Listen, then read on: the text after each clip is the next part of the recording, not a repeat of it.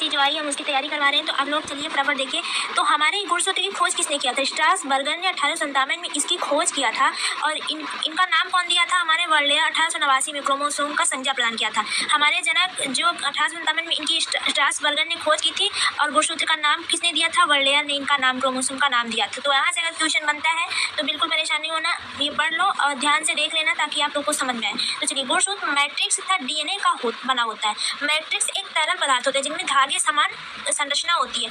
हमारी मैट्रिक्स क्या होती है? गुणसूत्र मैट्रिक्स वो डीएनए का एक बना होता है। मैट्रिक्स एक तरल पदार्थ होता है, मतलब तेलीय पदार्थ होता है जिसे धागे समान एक संरचना बनी होती है।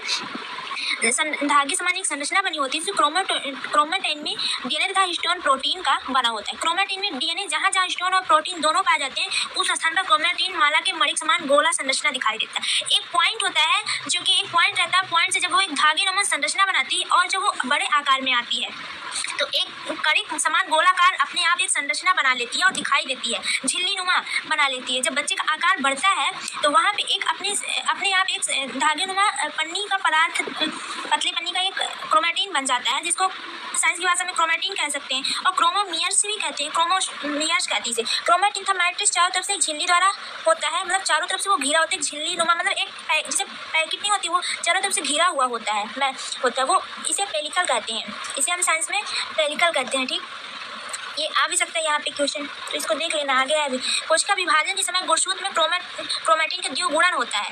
कोशिका विभाजन में गुणसूत्र की क्रोमेटिन का द्विगुणन होता है, जिसमें दो पुत्री क्रोमेटिन का निर्माण होता है, जो XX और जो YY का जब मिलन होता है XX, तो हमारी दो पुत्री, मतलब कहने का मतलब कि क्रोमेटिन के द्वारा निर्माण होता है, जिसे हम क्रोमिनोमेटा कहते हैं। ठीक, ये संघनन के द्वारा दोनों क्रोमेटिन सिकुड़कर मोटे तथा छोटे हो जाते हैं। अब इन्हें अर्ध गुणसूत्र क्रोमेटिड भी कहते हैं। डीएनए द्विगुणन के पश्चात प्रत्येक गुणसूत्र के दो क्रोमेटिड होते हैं। प्रत्येक गुणसूत्र के दोनों क्रोमेटिड जिस स्थान पर एक दूसरे से जुड़े होते हैं उस स्थान पर सेंट्रोमियर कहते हैं।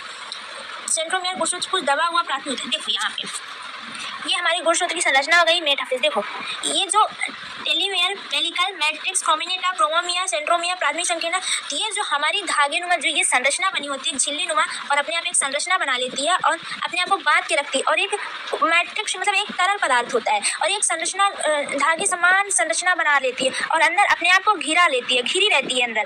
और ये पेलिकल जो ये बाहर की परतें बना लेता है, बाहर की एक लेयर बना लेती है।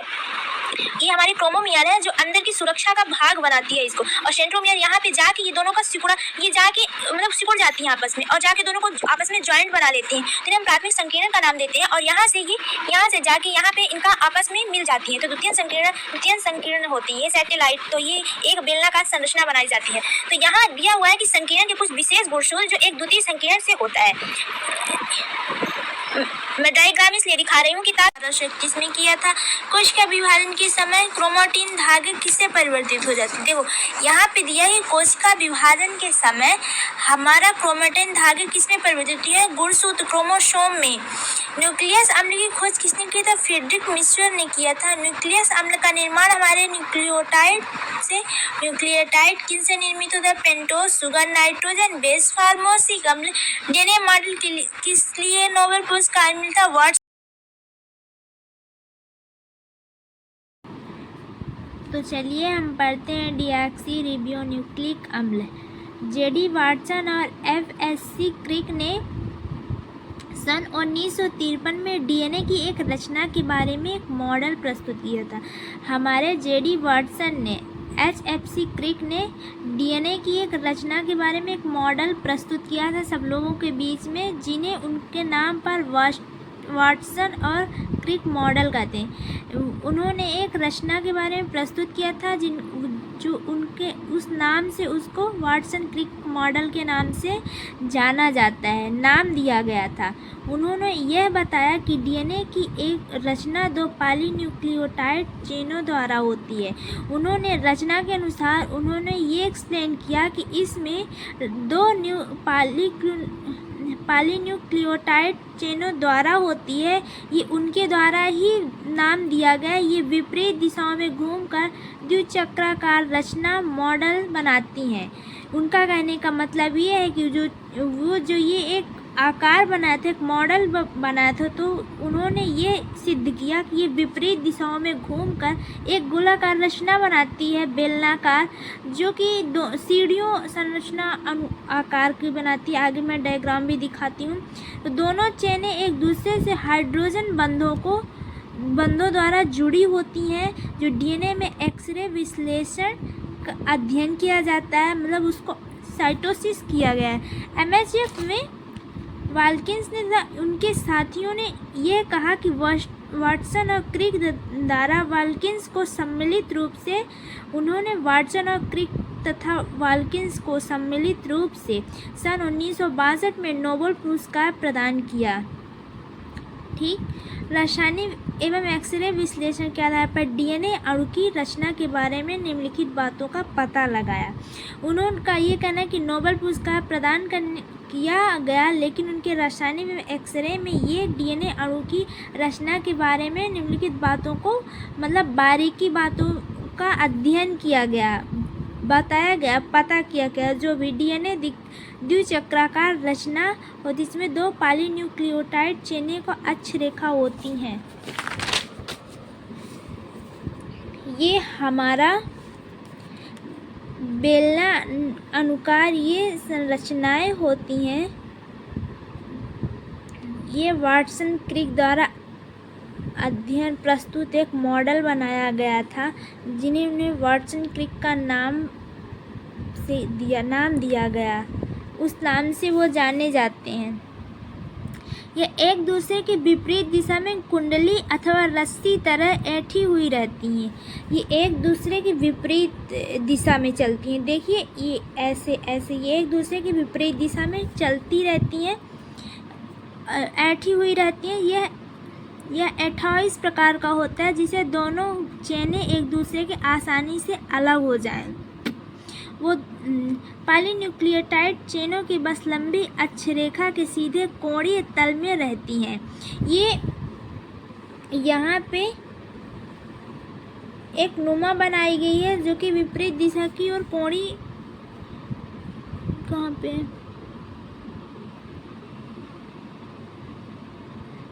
सीधे कोणीय तल पे रहती हैं। वो सीढ़ी के डंडों का आकार की रचना होती है।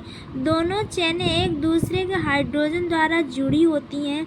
दोनों चेनें एक दूसरे हाइड्रोजन के द्वारा बंद बेस से जोड़ों में बीच में पाए जाते हैं। Adenine, purine, thymine, pyrimidine, IT base जोड़ों के द्वारा बीच में सदैव 2 हाइड्रोजन बंध तथा ग्वानिन एवं साइटोसिन अर्थात जीसी बेस जोड़ों के बीच में सदैव 3 बंध पाए जाते हैं। यहाँ पे बताया गया है, ये देखिए, यहाँ पे 3 बंध जोड़े पाए जाते हैं।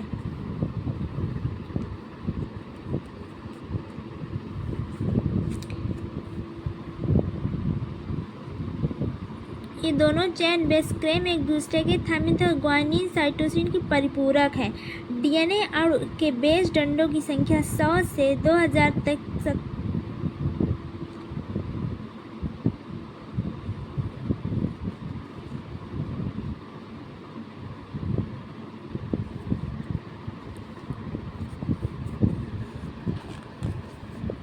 और ये हमारा तो वेरी इंपॉर्टेंट है। असंख्य न्यूक्लियोटाइड एकलक इकाइयों एक दूसरे से किस बंध द्वारा जुड़कर पॉलीन्यूक्लियोटाइड बनाती हैं? ये हमारा फास्फोडाइस्टर बंध द्वारा। डीएनए किसका बहुलक है? न्यूक्लियोटाइड्स का है। बिल्कुल, अगर क्वेश्चन ऐसा कुछ बनता है और बिल्कुल ध्यान से देख लो, यहाँ पे कुछ भी पूछता है, अगर इससे रिलेटेबल कुछ पूछता है तो बिल्कुल नहीं परेशान होना, बिल्कुल आप लोग एक बार देख लो और सारे आंसर ऐसे ही देना है। तो यहाँ पे डीएनए के प्रकार हैं कुछ, तो चलिए हम पढ़ लेते हैं। डीएनए की श्रृंखलाएं बनी होती एक दूसरे से जो जुड़ी होती हैं, बंद होती हैं, तो हाइड्रोजन बंध से होती हैं। वहाँ पे भी हमने पढ़ाया है, तो आई होप कि आप लोग समझे होंगे। अगर ऐसे क्वेश्चन कुछ बनते हैं, कुछ दिखते हैं, तो बिल्कुल आप लोग कर लोगे। पेप्टाइड बंध किसके बीच पाया जाता है? तो ये हमारे अमीनो अम्ल के बीच में पाया जाता है। तो डीएनए के प्रकार चलिए हम एक बार पढ़ लेते हैं। द्विकुंडली के घूर्णन के आधार पर डीएनए दो प्रकार का होता है।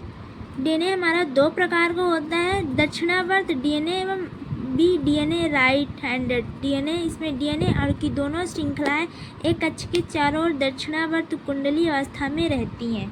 ये कुंडली अवस्था नुमा संरचना घिरी हुई होती हैं और ये सामान्य डीएनए और इनका एक मंडलीय होता है। नाइट्रोजन 10 नाइट्रोजन क्षारक जोड़े होते हैं जो कि वामवर्त कुंडली होती है। कुंडलन में टेढ़े मेढ़े होने के कारण ये जेड डीएनए कहते हैं इसे। इनका ये व्यास होता है, प्रत्येक घुमाव 12 नाइट्रोजन क्षारक एक सूत्रीय डीएनए।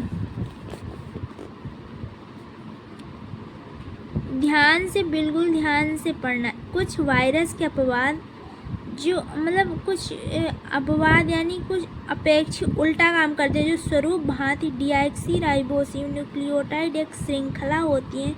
जैसे कि वायरस, इनमें क्षारकों के अनुपात समान होता है। सभी प्रोकैरियोटिक्स वायरस तथा माइटोकॉन्ड्रियल एवं क्लोरोफिल डीएनए वलयाकार होते हैं, अर्थात सूत्रों के किनारे स्वतंत्र न होकर बंध संरचना बनाते हैं। ये एक बंध संरचना आकार बनाते हैं। अधिक तापक्रम पीएच हाइड्रोजन बंधुओं को तोड़ देते हैं, जिससे दोनों सूत्र पृथक हो जाते हैं। इसके विपरीत वलयाकार डीएनए दोनों सूत्रों का पृथक नहीं हो पाते। सभी आनुवंशिकी क्रियाओं को संचालित करता है। यह प्रोटीन संश्लेषण को नियंत्रित भी करता है। राइबोन्यूक्लिक अम्ल वही उसका उल्टा अपोजिट आरएनए। इसकी संरचना डीएनए जैसी होती है। इसकी संरचना जो है डीएनए जैसी होती है, जिससे अंतर सिर्फ बेस का होता है। आरएनए में थाइमिन के स्थान पर यूरेसिल नामक बेस पाया जाता है। यह कोशिका के अंदर केंद्रक न्यूक्लियस तथा साइटोप्लाज्म दोनों में पाया जाता है हमारा आरएनए। तो यहाँ पे अभी जस्ट आप लोग पढ़े हो जेड डीएनए की खोज किसने की था? नोर्डियम तथा वैग्नो 1984 में खोज की थी। डॉक्टर हरगोविंद खुराना ने नोबेल पुरस्कार किसके लिए दिया गया था? आनुवांशिक कोड की खोज के लिए। डीएनए की गतिशील के स्थान पर बदलने वाले खंडों को कौन सी संज्ञा प्रदान की गई? तो ट्रांसपोर्शन ने। राइबोसोम के एंजाइम की भांति कार्य करने वाला एक आरएनए कोशिका होती है।